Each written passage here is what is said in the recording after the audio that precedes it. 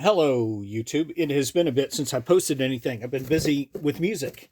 So this one is going to be a little different than some of my music videos where I play guitar or doing something with music. This is a little story or example of what to do to repurpose old things that break and how to deal with them. This is the story of an JBL Eon G2. You can see my working one. I have a pair of these. I've got one over there, and it works just fine. There's a little bit of hum from the capacitors getting old. This is something that was made in the early 2000s, and it's 2024, so this is a pretty dated kind of technology. So I got a great deal on these on Reverb. Definitely check out Reverb if you're looking for used products or even new stuff. So the guy that sold it to me, he knew that one worked, the other one had some problems, the bass was dropping out. So I knew I had a speaker that may not make it. And sure enough, this one started acting up right here. I've got it open right now. So you're seeing the inside of it.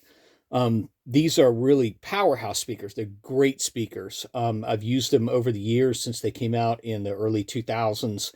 Really loud for their size, for their weight. They really pack a punch.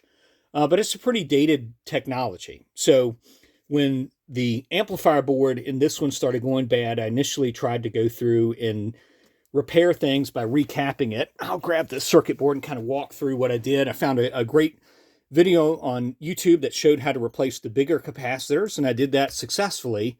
But as soon as I did that, all of these capacitors started blowing up, so I started gradually replacing them and troubleshooting the board. Unfortunately, the problem with that is once I replaced these and got the power supply in good shape, other things started frying. I don't know if you can see it, but there's a resistor here that blew up. I found out that the power that went to the input board was not enough. It was like 15 volts on one side and 1 volt on the other. So I had all kinds of other power issues beyond here. So this is a pretty dated board. It's not a Class D power amp, kind of older. So probably spent 25 bucks in capacitors and some time to go through and troubleshoot this, but finally I just gave up. It's just not worth it to troubleshoot all this. So, if you want to buy this board and troubleshoot it yourself, hit me up and we'll figure out how I can sell it to you on Reverb. But I'm not using this anymore, so I took it out. It used to be in here. Kind of move it, but it used to fit right in here. So it's a little heavy, so I took it out.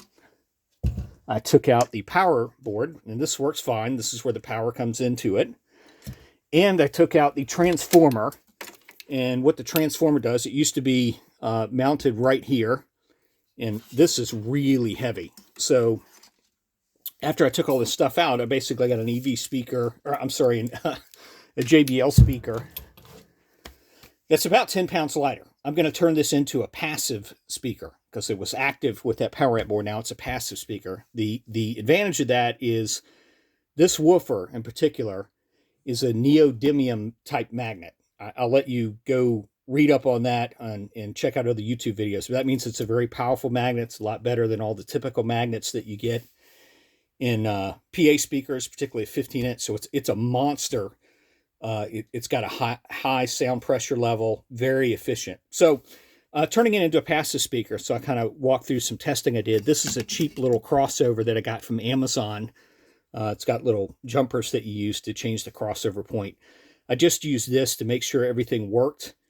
It does, and you can see where I've cut the wires out of the power amp board and they're coming into the crossover, and we got the bass and the treble. So this is basically a smoke test to make sure that it works.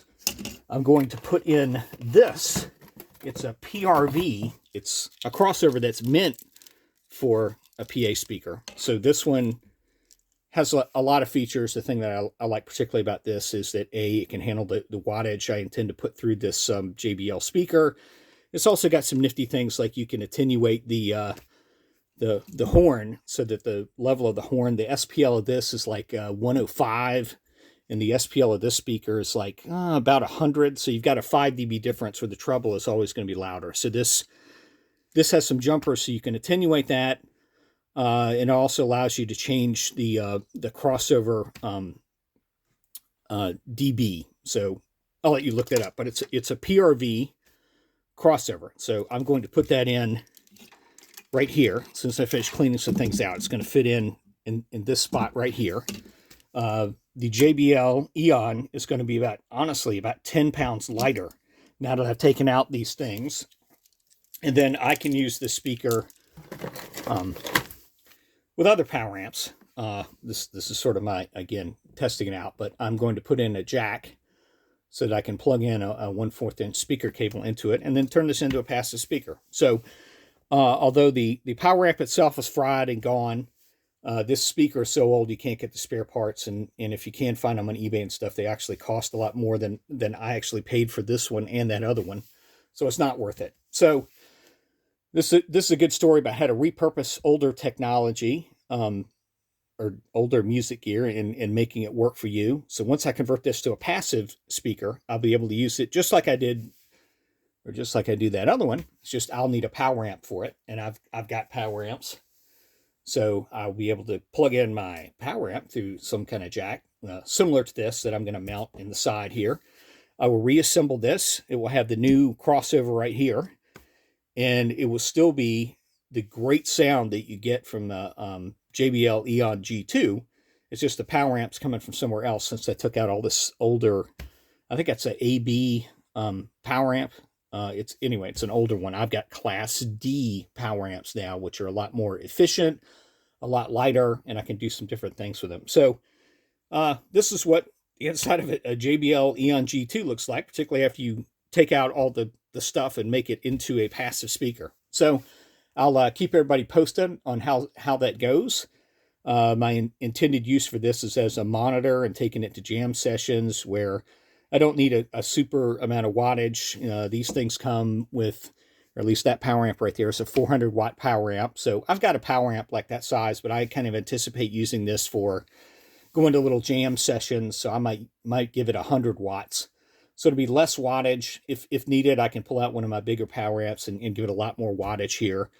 I know that, this horn has a 50 watt RMS limit. I believe the woofer is about 300 watts RMS, maybe.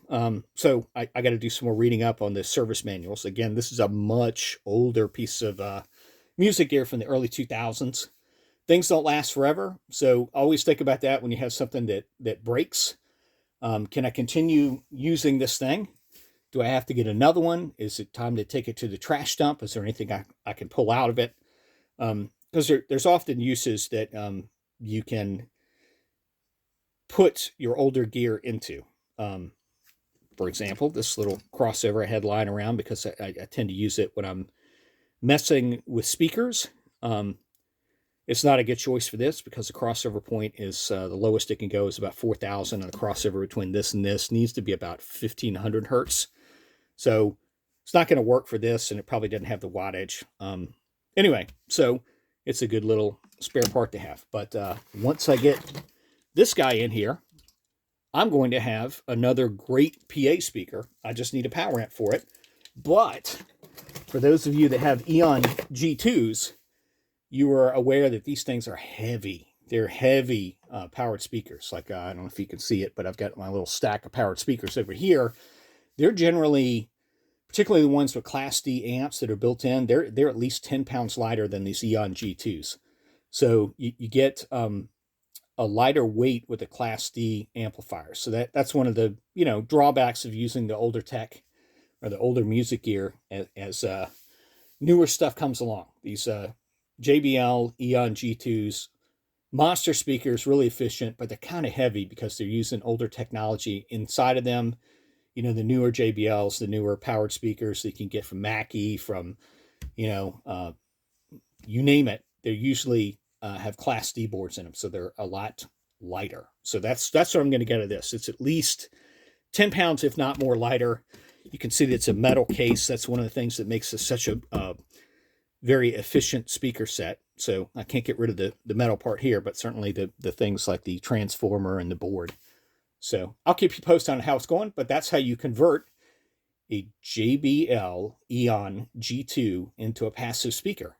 You need to take out the circuit board that's right here. That's the power amp board. I took out the little small power input here so I don't accidentally plug in power.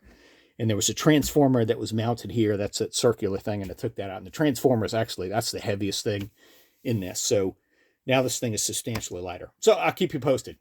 Bye.